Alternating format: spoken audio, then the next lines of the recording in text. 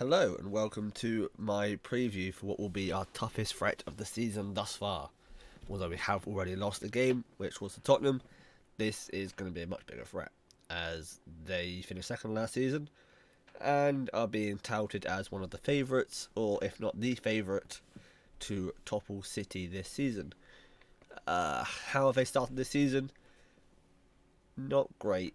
Arsenal. They've won a few of them. They've won two, drawn one, I believe. And they drew with Fulham last time out. But the performances haven't been as good as they were last season at the start of the season. They're slowly walking through matches and just about picking up results, which you shouldn't be doing at this point in the season. We're doing it right now as well, and we're being heavily scrutinised for it, and people don't seem to be talking about Arsenal for some reason. But Arsenal last season started it like a house on fire, and then they started to drop off. They started to get last minute winners. They started to just like claw and scratch and scrap and get victories. They're doing that already, and we're 3 weeks in. They're going to look to get to a new level, and we need to look to get to a whole new level also. Both teams are touted to do well this season. Both teams not looking like they're capable of doing so. Let's have a look how I predict both teams will line up. So let's go into here. There we go. If I get my head out of the way. There you go. Gone for Onana in goal. No surprises there. We have just brought in Bayindir, who has been given the number one this morning. But he's not going to displace Onana. Not for a while. Even though he has got the number one shirt. We're going to go for a back four of Wan-Bissaka, Dalot at left back, Lindelof and Martinez. Just because of, as you can see up here, you can't see the names, but this is how long our injury list seems to be in terms of first team players. One of those is Raphael Varane, who picked up his injury in the last game, where he did come off at, I think it was half time, where he was struggling. Lindelof came on and looked very good, as he always does. He's an excellent player in terms of just giving us an option to bring on and allow us to continue to progress. Although he's not as good off the ball as Varane, he's arguably better than Varane on the ball, although that will be tested in this match. We also have the worry of Luke Shaw and Malacia still being injured. We have just brought in Sergio Reguilon on loan from Tottenham. I feel like it's too early for him because he has only done 2 training sessions with the club thus far. So I feel like we're going to go with Dalot at left back, who was there against Forest. But I don't think he'll play the whole game. I think Reguilon will get minutes just that he's ready. Then we'll go for a midfield three of Bruno, Casemiro and Eriksen. I thought it would be McTominay instead of Eriksen, but McTominay didn't travel with the squad for some reason. So whether he's injured or whether it's eyeing up the fact that there are some markets that are still open, he might be on his way out. I doubt it. I think it would have been already, would have been a European move. He has been struggling at times this season with injury, so we'll see if that is a factor or if it's an external reason. We don't know. All we know so far is that he wasn't in the list of players that travelled, so he won't be playing, in which case we haven't really got much more option. In that position we have Eriksen, Bangor, who has yet to play a senior appearance in terms of a competitive senior appearance, Hannibal, who has rarely played, and that's it. Unless we mix the system up a little bit more. And also even Sancho, he hasn't travelled either. So we're lacking a lot in that area. Luckily we have got Amrabat to come in, who has signed, just hasn't finished all the paperwork, hasn't got his number, hasn't done his media work, which he should be doing, I assume today, to be released probably tomorrow. But yeah, he's not here yet, so we're still struggling and scrapping to get a full midfield together, and that looks no different currently with, like I said, the midfield three we saw very often last season, but never actually saw start against Arsenal, because Casemiro came in late into the window, meaning that he didn't start straight away. He played about 10 minutes against Arsenal. Casemiro has also got suspended before the last one, so this is his first start against Arsenal. So let's see if he can prove something with the whole him versus Partey debates last season, which, as you may notice from their team, Partey does seem to be injured, so we won't be able to see the full comparisons. Now let's go into our front three. I've got Anthony on the right hand side, Marcus Rashford on the left hand side, and Martial down the middle. The big question mark there is if Rasmus Højlund will start, because he has been training with the team for a week and has just been given the number 11. So he has been given his number now. He's been training a lot. He's been spoken about by Erik ten Hag, saying that he's ready. He's come in, he's given us something different in that position. His mentality is different, apparently. And he gives us another option. But one thing we do know with Ten Hag is that he doesn't like to bring players in straight away until they are fully acclimatised to his style of play and have those automatisms properly ready. So I feel like Martial will just come in, he'll play around 50 to 55 minutes, and then we should see the debut of Rasmus Højlund. The other question marks would be Antony or Sancho. As I mentioned previously, Sancho didn't travel with the squad, so that isn't really up for debate. Pellistri has looked good when he's played, but he's not ready to start at the Emirates just yet. It is a toxic atmosphere there, and we just need someone that's just going to put in a bit of a scrap, and that is something Antony will do.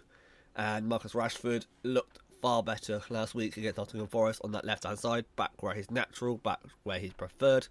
Alejandro Garnacho has just been given the number 17 shirt, but I don't think he's ready just yet either. And this is a fairly decent senior attacking front three that we've seen not enough of because Martial's injury, but it's something that we should see more of in the future until Martial is replaced by Rasmus Højlund, who hopefully we should see get a fair few minutes today. So, how will Arsenal line up? There's a big question mark in a few positions.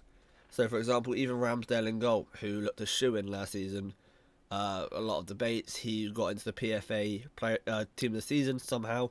It should have been Alisson, but Ramsdale got in there, and he hasn't looked comfortable so far this season with the new addition of David Raya, who is a fantastic goalkeeper. I was at United, I was pushing from United. We did go with Onana in the end, which I'm very happy with, but I was pushing for David Raya, who is a brilliant goalkeeper with the ball at his feet and a very, very good shot stopper. Much better than Ramsdale, so we'll see how long it does take for Raya to displace him. I don't think he'll do it just yet, despite the big mistake that Raya made last week with the first Fulham goal, where he just completely looked shocked at the shot and just didn't get his feet settled in time. So we'll see how, if Arteta does look at that, if Ramsdale does have repercussions, and if he gets dropped. I doubt it, not just yet anyway. I'm going for a back four of Zinchenko, Gabriel, Saliba and Ben White. It looks a lot more like their back four from last season. They've been trying a systematic change this season, putting Partey at right back, which meant that, similar to how City have been doing it and how we look to do it, it means that Partey then moves into a midfield and they switch to the 3-2-2-3 or WM, which is the old school way of playing.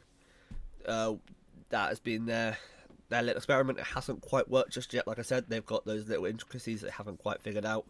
They're not playing as good fluent football. We saw last week Zinchenko come on fairly early for Arsenal for Partey just to switch to that more natural back four. We could see Takahiro Tomiyasu play there after he has returned from his suspension after getting 2 yellow cards against Palace. But I think we're going to go with Zinchenko. Just he offers a little bit more both ways, and Tomiyasu could be a good option off the bench if they want to bring him on at right back, for example, or at left back and move Ben White back into the middle. With Gabriel playing very few minutes this season, Arsenal fans have been a bit confused by that. They've been pushing for him to play again, and I feel like this is his time. So Saliba is a very, very high quality centre back as well. Very young, very composed on the ball, very good off the ball as well. He'll be difficult to get at, and Ben White at right back backs his position that he played last season. He's been playing at centre back this season, slotting into that back three when they've been in possession. But I feel like they're going to put him there just so they've got a bit more fluidity and a bit more cover when it comes to marking Marcus Rashford out of the game. When it comes to midfield three, I mentioned previously Thomas Partey is out, so they have a little less cover in that position. They were previously playing a midfield three of Rice, Havertz and Odegaard. That was allowed to function because Partey was stepping into midfield and allowing Havertz and Odegaard to push that a little bit higher and not be properly done in on the counter-attack. So, because Partey is unavailable, I've gone for Jorginho, just so they can play more of a 6-8-10 or 2-8 to the 10. Just gives that little more structure, because Havertz, although is very good at times in terms of creativity, his off-the-ball work rate just isn't good, and his, I don't know, he's just not a very good high-quality, high-number passer. He hasn't got a very good high-volume rate of passing. Jorginho has got that, which is they're going to need in this game. There's going to be a lot of turnovers, but you're also going to want to maintain a bit of control at times, especially with them being the home side. We're going to look to set a little bit deeper and hit on the break, which they need Jorginho just to play the passes and just not get the ball away into the positions that Havertz can do at times. In terms of left-hand side and right-hand side, it's fairly cut and dry. It's going to be Martinelli and Saka, as it has been for a long, long time. Trossard could be a question mark in terms of playing over Martinelli, but I feel like they're just going to bring in Martinelli anyway. He's got a good reputation in this sort of game. And then Saka, I don't really think I have to speak about Saka really. Everyone knows his qualities, and against United's makeshift left-back position, he's going to be their danger man. He's everything they do revolves around him. Let's have a look. We go into here. This is Arsenal's stats for this season. As you can see, most successful dribbles, most chances created, most counter-pressing actions. If we go from most expected threat from carries, most expected threat, most expected assists, most open play expected assists. It's the highest expected goals. He's just ever present. He's always involved. He's their best player by a mile. People talk about Odegaard. It's Saka for me. Odegaard is a very, very, very good player, but Saka is their future. It's pretty clear. And then down the middle, there is also a question mark whether it's going to be Gabriel Jesus or if it's going to be Eddie Nketiah. I think due to the injury and Jesus just not quite being fully match fit just yet, I'm going to go with Eddie Nketiah, and Jesus probably come off the bench and just cause that little bit of chaos towards the end. But Nketiah has an annoyingly good record against us, scoring twice last season, scoring the season before that, and hopefully we can limit him this season and just not allow him to do what he wants to do. But yeah, like I said, in terms of their main threat, it's going to be Saka. In terms of their system, it's going to be interesting to see how they play. Because as I mentioned previously, they used to play, if we imagine Jorginho as Havertz, they used to play that usual box midfield like people like to talk about. So this is their box there. And then they move into midfield 3. So as you can see, it's sort of like a W and an M. So they like to play that sort of system. They have Odegaard high and wide, they have Havertz high and wide, linking up the wingers. Nketiah fairly exposed at times. They're still trying to work on that system. And then they'd have Rice and Partey covering for the rest defence, and just add that little bit more structure, that little bit more stability, and it will come good for them eventually. That's the thing. Arsenal are a very good side, annoyingly so, and it will come good for them, because if you have a look here in terms of their defending stats are very, very, very good. They have the best defence in terms of fewest XG conceded, although they have played one game less. They're not going to drop much lower than that. I don't see us generating more than 2 XG, which would mean that they stay in the top 4 or top 3 in the league in terms of XG conceded. They're second fewest on target shots conceded. Just overall very, very good. And the thing that is not spoken about enough is how good they are off the ball in terms of their pressing. So if you have a look here, they have the best build-up distribution percentages. They have the second best field tilt, second best game pressing intensity. I believe they have the best pressing efficiency. They have the best PPDA, which means passes per defensive action. So it means that teams are doing fewer actions in terms of playing passing and playing just certain aspects of the game. They're doing fewer of those while playing Arsenal than they do against everyone else. So teams average about 7.5 passes per move before Arsenal win the ball back, which is very good. 7.5 is very good. And does it show it here? Like I said, they've got good pressing intensity. They don't, for some reason, don't show. I'm going to here. In terms of getting pressing efficiency, they're the best in the league. So there you go. Good pressing efficiency, best in the league. Intensity, second best in the league. And then PPDA and BDP, top in the league. So in terms of those aspects, they're very, very good. In terms of their defending as well, they have the second fewest non-penalty XG conceded. But The worry for them, so you can see it there. If I can zoom in a little bit, so you better see it. If I move my head out of the way, there you go. They are the third worst team in the league in terms of extra conceded from counter-attacks. A lot of that will be from that from the Forest game. Forest did break at will at times, but that is something that they're going to have to worry about, especially with United, in terms of how good we are at creating chances on the counter, with a stat that I've mentioned a fair bit previously, in the sense that we scored the most goals last season on the break. So Arsenal being the third worst team at defending that, and us being the best team at scoring that, it should line up quite nicely for us. And we saw last season, in the home game, we scored a fair few breakaway goals with Rashford twice. Both of his goals were breakaways. We saw his very good goal at the Emirates as well, hoping he can do that. And one interesting aspect of Arsenal's game is, as you can see here, in terms of total passing, they're third best in the league. Again, played one less game than everyone else. They will be higher than that after this match. And in terms of percentage of forward passes, it's a stark difference. Last week we played Nottingham Forest, who had the highest forward passing percentage in the league. This week we're playing Arsenal, had the second lowest forward passing percentage in the league. So while Forest were incredibly direct, and that was what allowed them to break through our lines at times, Arsenal wanted to break you down in terms of just overwhelming pressure. They don't play forward passes in terms they don't often break the line just hitting it long. They look to play it through you. Like you can see here, they got the second most through balls. They got the fourth most crosses. They look to hold possession. They look to break you down that way instead of just going directly, going long, which is evident by the fact that they are probably up there. If I can find it, let's have a look through here. They're probably up there in terms of possession. Yeah, second highest average possession in the league as it stands. They look to hold the ball. They look to break you down that way. Very different to last week. So United, if they can get defensive shape correct, we should be okay. But like I said previously, this side is the worry. It is that Dalot, Rashford, Eriksen, left-hand side, marking Odegaard and Saka. That is where we're going to be worried. That is where the threat's going to come for them. And hopefully, second half, we can bring this lad on for his debut, and we can start to cause a threat in behind, and we need to get our season kick-started. We've not been great this season in terms of our first 3 games. Struggled to beat Wolves. We lost to Tottenham, and we struggled against Forest. We played much better against Forest, but we conceded twice very early on, and we can't afford to do that today. All in all, it's going to be a tough one, and if we win, I believe we go 5th if we win, but if we don't, we stay 10th now until other teams play also.